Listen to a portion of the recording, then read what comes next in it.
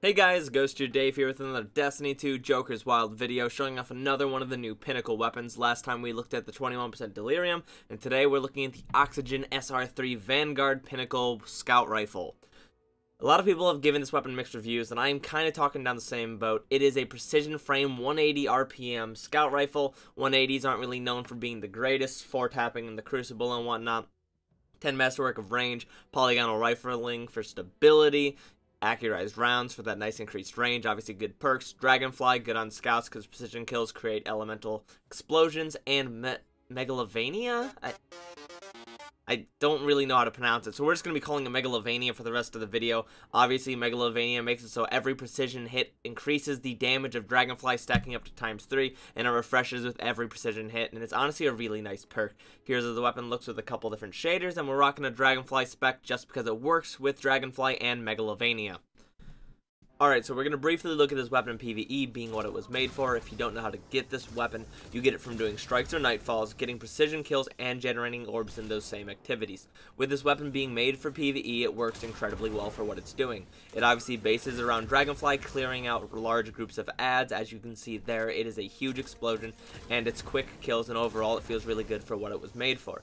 My only complaint is probably the scope. I really don't like the scope. I don't like the white reticle, and just overall there's just something about the scope that feels very awkward about the weapon to me. But other than that, I think it's a really good scout rifle, and I'm happy with it. Obviously, the biggest cripple to it being the fact that it is a precision frame 180. However, it wouldn't be one of my videos if I didn't take this weapon into the Crucible. And take this weapon into the Crucible I did. I played a game or two with it at first, and at first I was pretty underwhelmed. But the problem is that I don't think it is directly a bad weapon, but I do think it is the type of weapon that is very, very map dependent, obviously. If you get this on something like Convergence and you go into the lane, you might be able to get a pick or two, but other than that, all those corners are going to be really rough for you. Also, along with being a 180, I touched on this earlier, I said it can 4-tap, and you might be thinking, oh, well, 4-tap's pretty nice, it's just like a 180 hand cannon, but with more range. And I wish it was as simple as that, but the issue is that 200 RPM scout rifles also 4-tap with a directly better time to kill, so you understand the problem there. However, obviously being Pinnacle and having these unique perks, overall I would say it does have a small niche in the Crucible. It isn't one I would say that was necessarily needed to be filled, right? Dragonfly in the Crucible is already one of those things where sometimes you notice it proc and that's nice and all.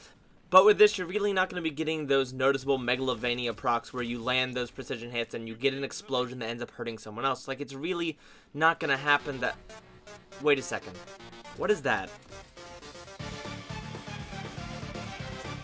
Okay, maybe it does happen sometimes in the Crucible, and I have to be honest, it feels absolutely incredible when that happens. That is such a satisfying feeling. Obviously, if that dude is closer, it may have directly killed him. I don't know the damage numbers for sure, but I do think it is definitely an option. Obviously, you saw it left him one shot and made the kill absolutely free for me.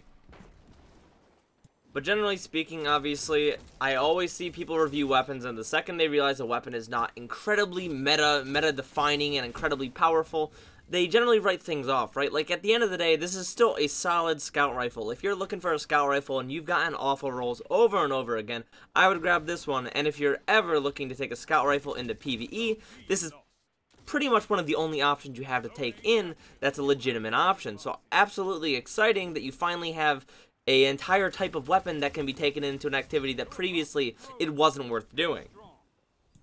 I'm all about running off meta. Obviously, I ran this thing in the Crucible and I had a good time with it, but overall, I would say if you're planning on taking a scout rifle into the Crucible, I do have other recommendations. I recommend the Vouchsafe a ton. I thought the Vouchsafe was really good, and I also think the No Feelings is really good. The No Feeling has a number of roles that are good for the Crucible. Obviously, kill clip, something with full auto, along with having the ability to have box breathing. In case you don't know, box breathing allows you to 3-tap with 180, which makes it special as opposed to 180s like this, and that is a much more reliable niche than having to deal with Megalovania and Dragonfly.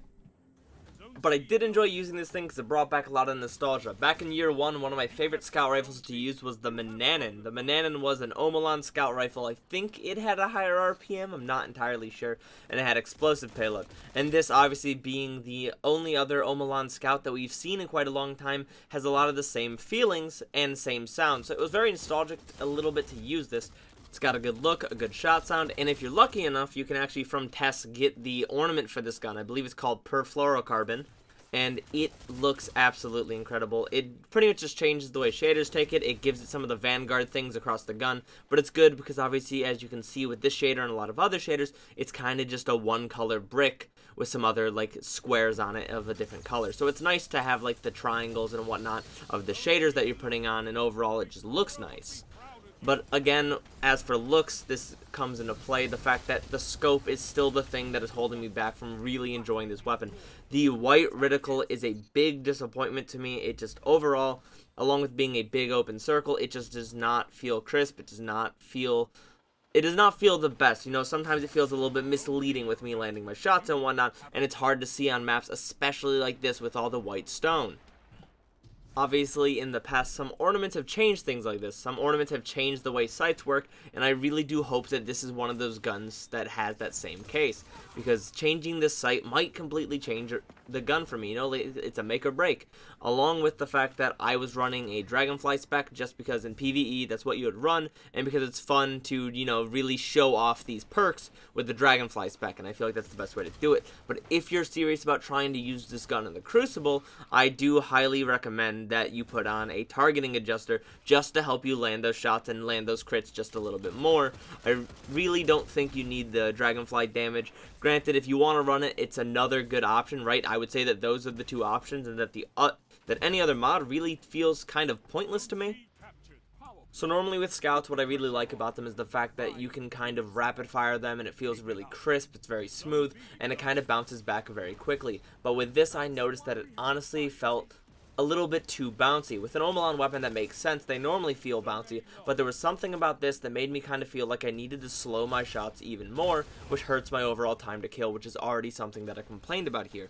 So the fact that I felt like I needed to pace my shots just a little bit more just to make sure I'm landing them in between each other was just another little bit of a downside. But as I have said, it is our first year 2 Omalon Scout Rifle, and I do think because of that it is worth a shot. Whether you take it into PvE or PvP, feel free to take it into PvP, right? It is a fun experience, but granted, pay attention to what maps you get, because not all maps, this weapon's not going to do well on a lot of maps. You really need something like Equinox or Legion's Gulch or something like that for you to really abuse the scout lanes.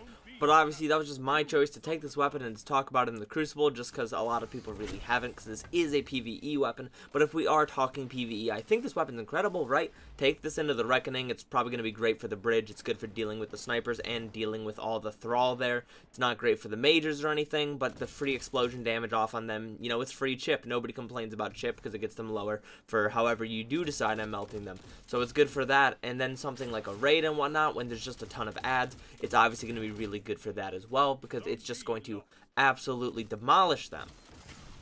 It would be great in something like Scourge of the Past, where you have all the snipers on the buildings and generally you're not running too many weapons to deal with them. This would be a great option for it, especially because you would proc Megalovania and possibly just kill both of them by killing one of them. Save your time so you can make your callouts or whatnot, or keep your rotations up.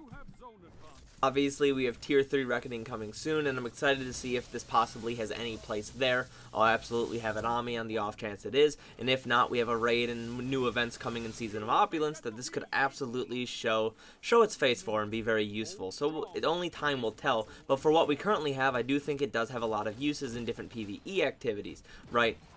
As for pairings, you might be able to rock this with Flawless Execution, something like that. Obviously, you want something to do with your close range, so you normally run it with a shotgun, an SMG, some sidearms, and I think all of those are really good options for it. However, obviously, I was using the Mountaintop, and that's just because that was the only special that I actually had on me at the time, and that worked just as well, too. Obviously, you saw there were times where I'd hit people and be able to hip-fire one-shot them, or occasionally hip-fire two-shot them. Obviously, it depends on where you hit them and whatnot, but that is going to be the match. I think this is a beautiful weapon. I gotta fight me with it, so of course it's a beautiful weapon. Overall, I'm very happy with this weapon, and I do believe it does deserve the word Pinnacle attached to it, especially for the Vanguard.